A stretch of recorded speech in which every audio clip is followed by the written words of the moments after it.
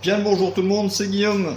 Aujourd'hui on se retrouve sur un nouvel épisode du Mitsubishi A6 M2 surnommé le Zéro, donc l'avion. Alors il est où?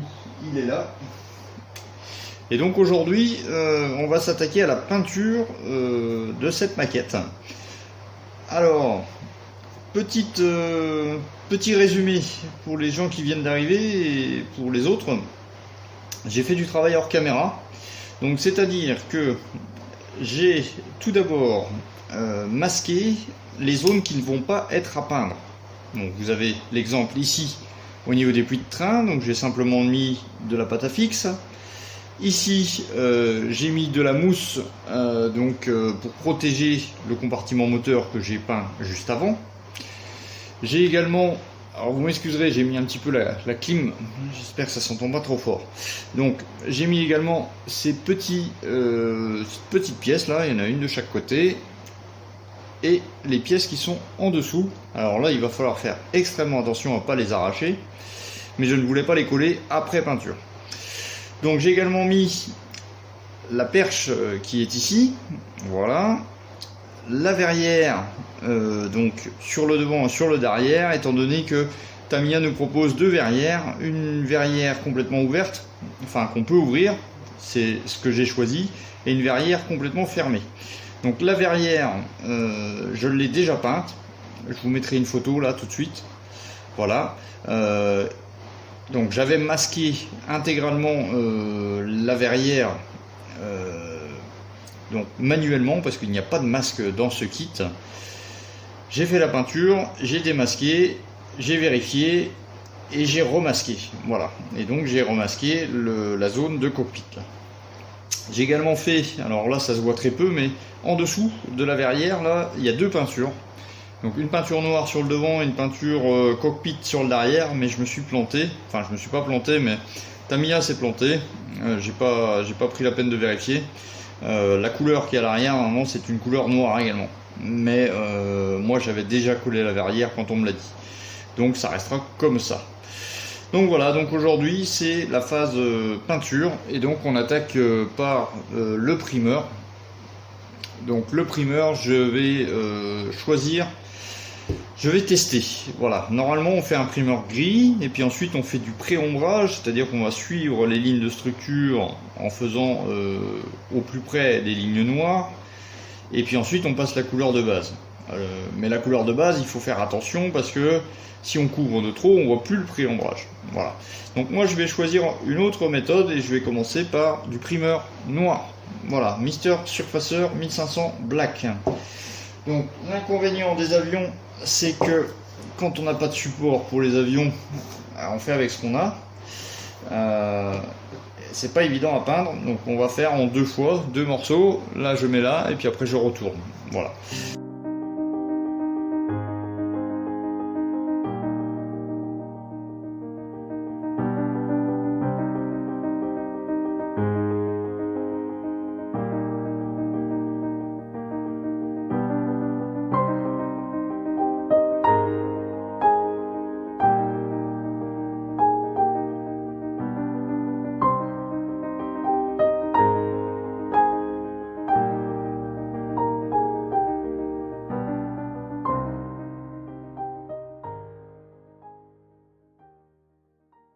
Alors voilà, je voulais vous montrer le primeur noir, donc c'est parfaitement lisse, c'est bien propre, j'ai passé un petit coup de nettoyage avant. Et donc avant de passer la couleur de base, j'ai tenté un truc sur le dessous, voilà. En fin de compte, un éclaircissement des panneaux. Alors au début, je voulais faire un marbrage, mais c'est très très compliqué avec mon ultra, avec la chaleur et l'humidité qui règne dans mon pays. Et donc du coup, je me suis rabattu sur un éclaircissement des panneaux. Euh, et donc je vais essayer de vous montrer ça. Alors, vous voyez, c'est pas parfait. Mon aérographe est comment? Je me trouve pas des excuses, mais c'est la vérité. Mon aérographe, mon aiguille est un petit peu tordue, alors ça fait un petit peu de crachin. Alors, le début était pas terrible. Et bon, bah, au fur et à mesure, je m'améliore un petit peu. C'est vrai que c'est assez délicat. Donc on va essayer de faire une partie avec vous. Donc je vais me concentrer sur une aile. Et puis on va voir à ça. Alors je vais pas mettre en accéléré là. Je veux vraiment vous montrer la difficulté de la chose. Alors, j'ai un petit peu de diluant ici, avec un coton-tige. Ça permet de nettoyer la buse. Ça permet de nettoyer l'aiguille, pardon. Voilà. Je commence, je fais un petit coup de nettoyage. Et ça, je vais le faire régulièrement. Voilà. Donc ensuite, je vais attaquer un endroit assez simple. Voilà. Ok. Et donc, je vais me mettre sur la surface très près. Alors, je vais enlever le masque. Hein. Je me mets sur la surface très près. Je commence à envoyer de l'air. Et puis, je développe tout doucement. Et là, vous voyez, ça crachote.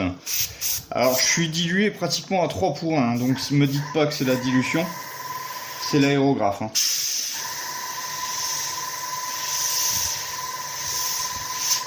Voilà. Et je vais faire ça au fur et à mesure.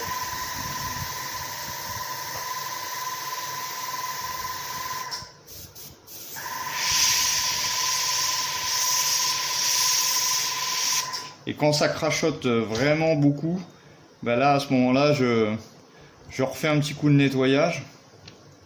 Ça améliore les choses. Donc là, je suis avec de la peinture laquée en plus. Hein. Donc avec de l'acrylique, c'est même pas la peine. Hop là. Hop. Donc c'est vraiment difficile dans mon cas à cause de la température.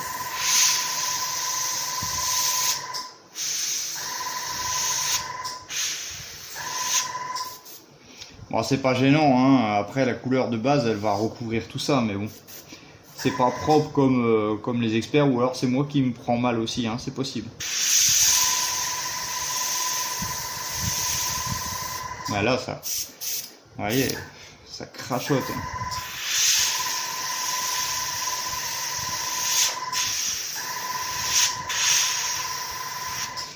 Ou alors il faut envoyer un gros coup de spray dans le vide, c'est possible aussi, pour évacuer la tête.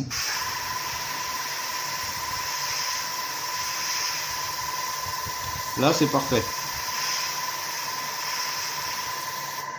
Ah, faut peut-être faire comme ça. Un petit coup de spray en dehors.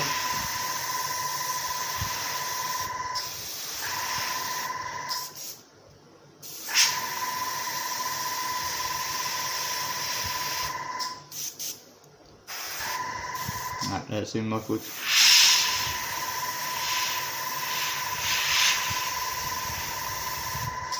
Ah bah, je crois que j'ai trouvé. En fin de compte, avant de se mettre sur le modèle, on balance un gros coup comme ça élimine tous les petits résidus, puis ensuite on attaque.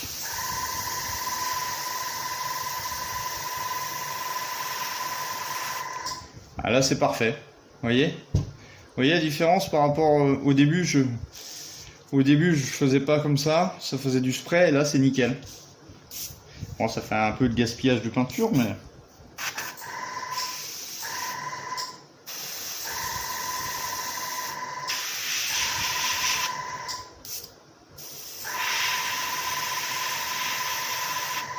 dites-moi-le dans les commentaires si vous faites comme ça ou pas. Moi, ça a l'air de fonctionner. Vous avez compris le principe.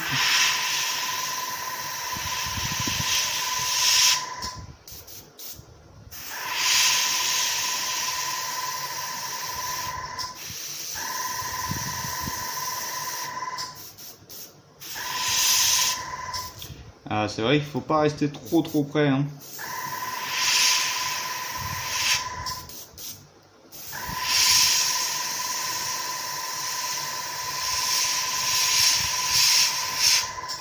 Ah, je commence à m'améliorer. Ah, attendez, j'enlève le masque parce que j'avais mis le masque, mais pour vous parler, c'est pas. Pour vous parler, c'est pas. c'est pas top. Voilà, donc j'ai enlevé le masque.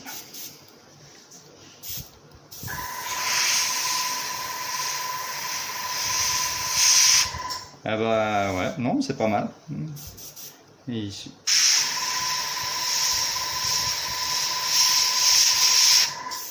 Je le saurai maintenant, je balance un petit coup de spray avant et puis après c'est parti. Est-ce que vous y voyez? Oui.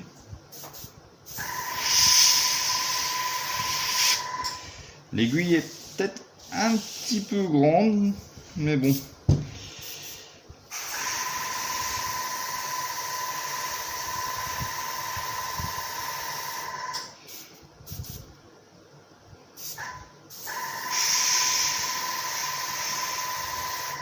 Bon après, ça marche dans mon cas, mais vous aurez peut-être pas la même, vous aurez peut-être pas la même, comment je peux dire, obligation de balancer un spray avant de faire ça. Hein.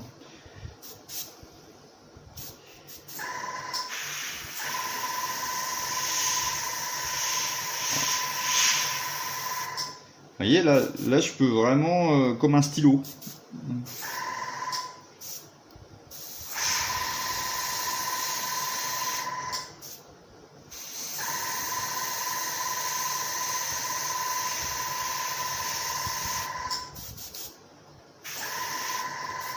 Par contre, ça c'est un truc à prendre. Il faut pas appuyer, il faut pas tirer en premier et ensuite appuyer sur l'air, sinon ça vous fait des crachotis. Hein. Et ça m'arrive de temps en temps encore. Rappelez-vous, hein, moi je suis pas vraiment quelqu'un d'avionneux, militaire, etc. Bon, j'en fais, mais je suis pas expert. Et je crois que ça se voit. Alors, mon travail d'éclaircissement semi-marbrage est terminé. Vous pouvez voir un peu ce que ça donne là. Alors, il y a des zones qui sont mieux faites que d'autres. Hein. Là, par exemple, j'ai envoyé un peu de trop. Bon, c'est pas très gênant parce que de toute manière, il va y avoir une peinture qui va recouvrir là-dessus, mais c'est vrai qu'au niveau visuel, on se dit tiens, oui, il y a une erreur. Bon, c'est ma première fois aussi. Hein. D'habitude, je fais des éclaircissements, mais des éclaircissements de panneaux qui sont quand même très larges. Là, c'est quand même délicat. Donc au niveau, bon, je vais l'enlever de là. Au niveau du derrière, bah, là c'était mes débuts. Donc vous voyez, c'est pas terrible. Donc là, je me pose la question si je vais pas repasser du noir. Peut-être pas. C'est en dessous, après tout. Et donc là, j'ai commencé à plus ou moins maîtriser maîtriser la technique entre chaque ligne de structure. Bon, il y a quand même un petit peu de, mais c'est doux, hein. Là, c'est pas rugueux. Voilà, c'est ça le principal. Mais c'est vrai que sur le dessus, par contre, je suis quand même assez content. J'ai obtenu un bon petit résultat. Bon, bref, maintenant que les avionneux se sont moqués, ont rigolé de mon petit travail, la peinture de base, donc là ça va être beaucoup mieux, j'ai plus l'habitude de faire des aplats. La peinture de base, je me suis servi de ces deux références de peinture, à savoir le C35, donc c'est le IGN Grey Mitsubishi, et le C127, c'est le Nakajima Cockpit Color. Donc j'ai fait plusieurs tests. Ça c'est très important, hein. Si vous faites des mélanges, faites des tests en dehors de votre maquette. Donc à la base j'étais parti pour 1 mais finalement non, ça va pas du tout. Donc j'ai utilisé 7 doses, 7 doses de gris pour une dose de vert. Vous pouvez, si vous voulez un résultat un petit peu plus vert, vous pouvez partir sur du 5 ou du 6 en gris. 5 ou 6 et 1 en vert. Donc moi j'ai déjà fait mon mélange, tout est prêt. Et donc j'ai mis ça dans ma petite fiole. Alors bien entendu avant j'avais fait d'autres mélanges, donc il m'en reste pas beaucoup. Vous voyez, alors j'espère que ça ira, parce que là le pot est mort. À force de faire des tests, j'aurais dû prendre 2 pots. Donc voilà, donc c'est parti. Maintenant le but c'est de recouvrir l'avion, mais aussi de pas trop recouvrir pour que mes effets puissent se voir un petit peu. Voilà. En fait, c'est pour casser le noir et le blanc, c'est pour casser la peinture de base. Allez, c'est parti.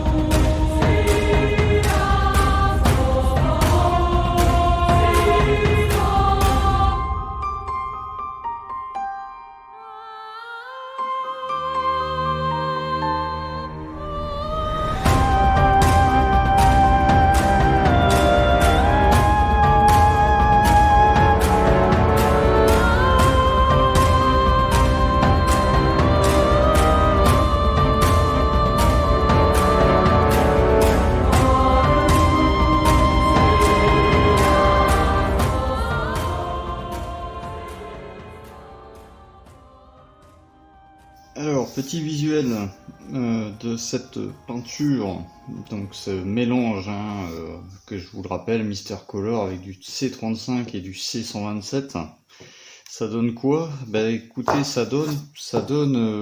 enfin pour moi, je trouve que le résultat est pas mal. Alors, il y a une petite explication que je vais vous donner sur la séquence vidéo que vous venez de regarder. Il s'agissait de la première couche, voilà.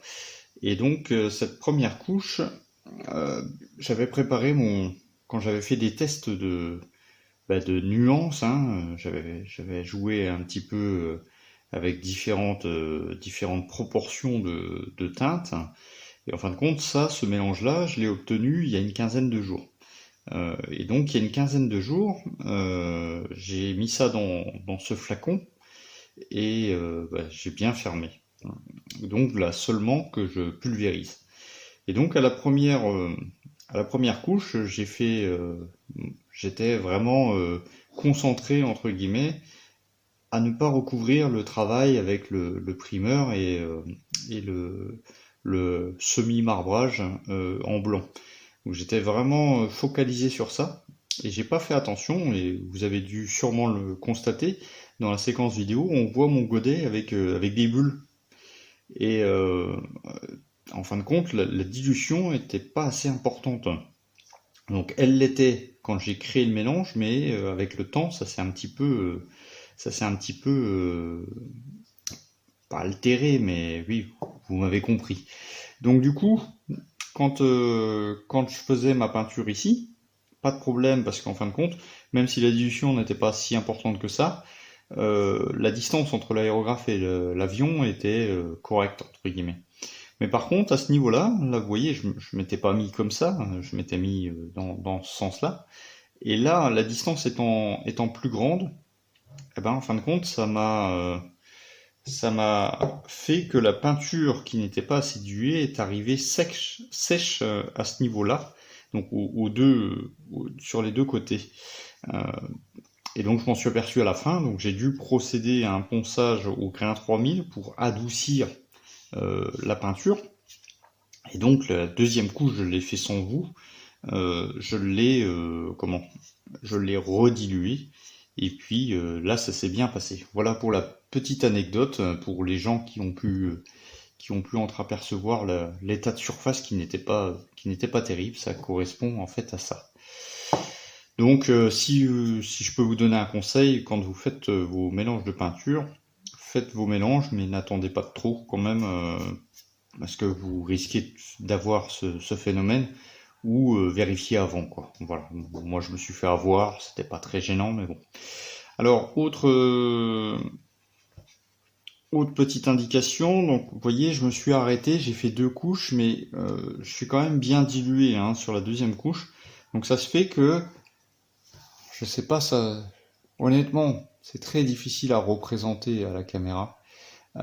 C'est assez subtil, on voit des zones plus sombres et des zones plus claires grâce au travail de pré-ombrage.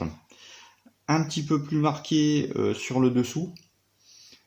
Alors pourquoi? Parce que j'ai voulu tenter un truc. Je me suis dit, là je vais recouvrir un peu moins que sur le dessus, étant donné que même si c'est pas terrible, bah, c'est pas grave, ça se verra pas, étant donné que c'est sur le dessous. Donc là je trouve que c'est plus usé entre guillemets. Alors comme je vous disais tout à l'heure, au niveau de la caméra, je sais pas si ça se verra beaucoup. Donc voilà, donc peinture faite intégralement. Et donc maintenant, ce qui me reste à faire, j'ai fait également par exemple le réservoir, j'ai fait également les trappes des jambes de train là. Donc ce qui me reste à faire, c'est peindre bien sûr le capot moteur d'une autre couleur, C125. Et donc je vais masquer et puis on va peindre ça ensemble et ça clôturera cette vidéo. Voilà. Donc je vous dis à tout de suite pour la peinture.